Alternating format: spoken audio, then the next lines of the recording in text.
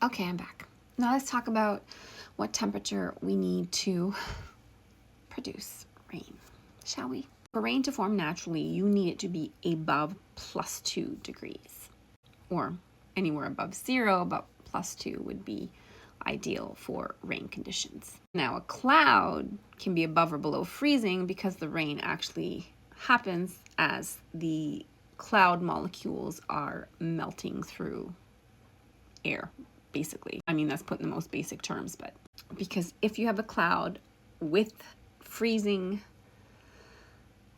rain or snow or ice, and as it's falling, it melts, it'll turn into rain, is basically what I'm saying. But I'm talking about rain because I just wanted to mention the difference between cloud seeding and rain seeding. So basically, cloud seeding, we need temperatures from -5 to -15, and you need ultra cooled liquid water.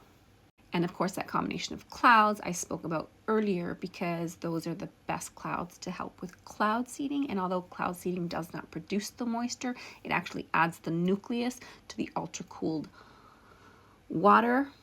It gives it something to attach to, so then it forms ice.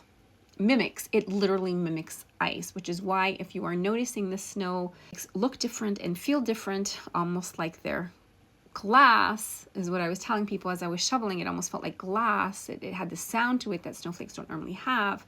It's because of the molecular shape of the silver iodide with the water attached to it. Now, I'm sure there's somebody out there who's super scientific that can explain this better, but I'm trying to go back and remember a lot of what I learned in elementary school. And I also had done an entire project on snowflakes. So let's take a look at the difference between cloud seeding and rain seeding. Cloud seeding uses silver iodide, and it literally targets ice formation. It requires cold clouds with ultra cooled temperatures. We're talking -5 to -15, and sometimes even at -20. And this is most effective, they say, in the mountains, even though we've seen it everywhere. And then we have the rain seeding, which is considered warm cloud. Although I have my theories about this too. Rain seeding actually uses salt and calcium chloride. Apparently, it works only in warm clouds, so that's why you probably have a lot of those intense storms in warmer regions where a lot of this takes place. And although they claim the results are far less reliable, I think we've been witness to them being quite reliable. Now, let's look at why cloud seeding is considered controversial. So it is said to be controversial, not because it's fake, because it is, but because it's hard to prove causation, basically the cause. I'm thinking, if we've got a really nice day and there's a sun shining gloriously on us, and you've got lines in the sky that are literally resembling somebody's bad stitching on a sewing machine, and you're trying to tell me that you can't prove the causation, I think you're undermining our intelligence. Anyways, let's take a look at the main issues, shall we? Okay, so one of the main issues is the attribution problem. Weather is chaotic, so you can't technically run the same storm, seeded and unseeded, twice, which means that you are literally uncertain as to the results you are going to get. So you literally are messing with Mother Nature and God, and you do not know what is going to come of that, as we have seen. And although people will stand firm in their belief that cloud seeding is not responsible for some of the catastrophes that we have seen over the last several years in terms of hurricanes and heavy rains and flooding and heavy snow, I'm pretty sure people are able to put two and two together. Now, they also say that natural variability is really hard to detect. So, and it can also pose a risk. There's nothing There's nothing natural about seeing the sky look like it's been stitched by somebody who's been wearing a blindfold. Oh, and then we have the public mistrust, because this just opened up a whole can of worms. People conflate cloud seeding with geoengineering and weather modification, and weather control and conspiracy narratives.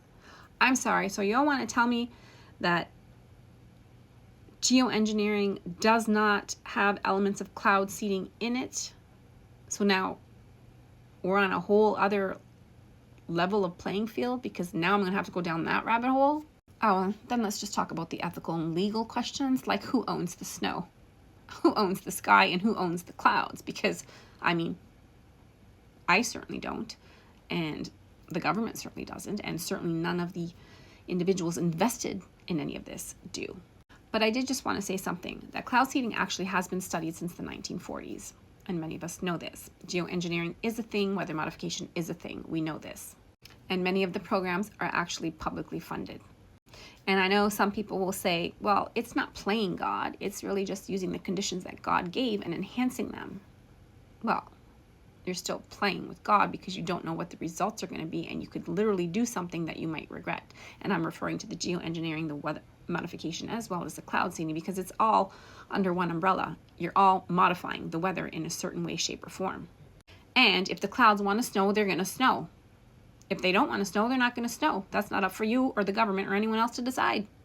So if you're saying that cloud seeding really is just nudging probability, I'd say you're playing with God a little too much.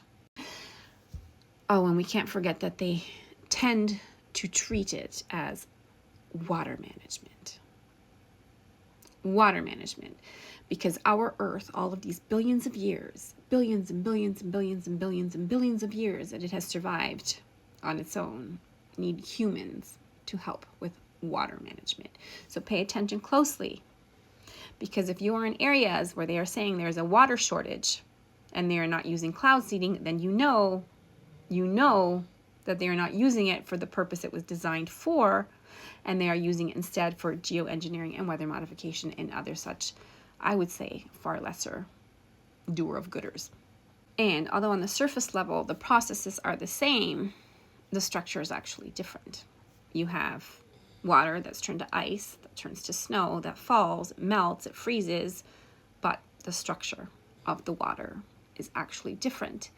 And when you start having a different structure of water, in my eyes, it's not going to hydrate what it needs to hydrate efficiently, because you have literally altered the composition of water, and using silver iodide to nourish or nurture the terrain, to me, just seems like something that might not actually work. Water is life. Water is water for a reason. If we are attaching water to silver iodide to make it freeze, which then becomes snow, which then melts and goes into the earth, and then we are discovering that there has not been enough moisture in our earth to satisfy the plants and the trees and the grasses, which are then spontaneously combusting and appearing as forest fires throughout every city, nation, province, state, across the entire world, then I'd say the reliability of this being effective and the causability, I think we're definitely seeing some effects of that. I would like to know how nourished a plant gets using a molecular changed water molecule, aka snow turned to water, or if it actually depletes the plant of any appropriate nutrients and liquid and burns its roots, or I'm just curious. That's just my opinion. It's simpler and it's denser in its form. And why is this? And I'm going to go into that in a short video after.